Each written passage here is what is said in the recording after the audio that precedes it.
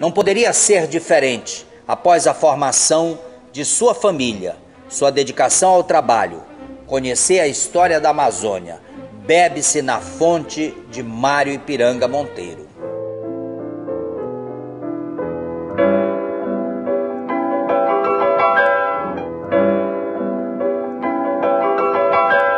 Eu estava no terceiro ano, eu comecei a editar um jornalzinho chamado Arco-Íris. Eram 2 jornais, Arco-Íris e Abrolhos. Depois, primeiro foi o Arco-Íris, depois o Abrolhos. E era manuscrito. É manuscrito e a pessoa lia, passava adiante, etc. Esses jornais já eram escritos, já trazia versos feitos por mim, versos mexendo com os colegas, aquelas picuinhas. Aí que começa a minha inclinação pela imprensa.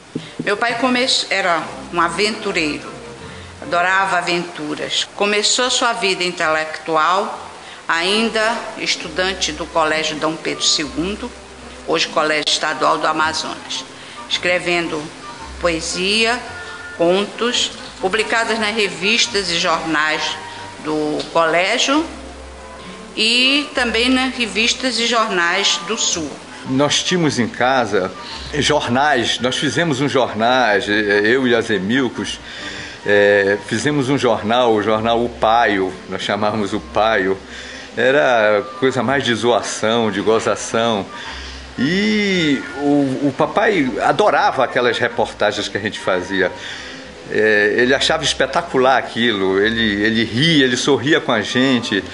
Eu acho que o meu pai foi um homem abençoado pelos deuses, ímpar, uma inteligência sui generis, tanto para a arte de escrever como nas artes manuais, a arte manual.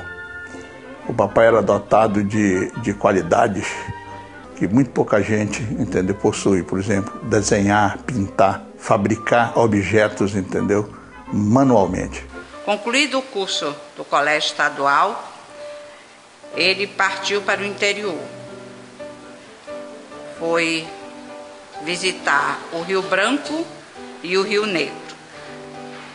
Daí começa o interesse do meu pai pelo folclore.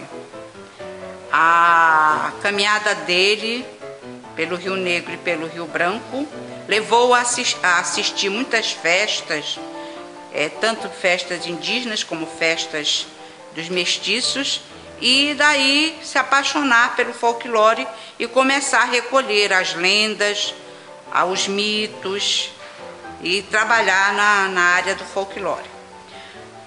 Voltando a Manaus, ele foi então para Borba ser professor. Lá passou 2 anos, também pesquisou muito sobre folclore e retornando a Manaus, então ele começou a trabalhar na parte da história. Papai começou como professor na década de 34, na cidade de Borba, no Rio Madeira.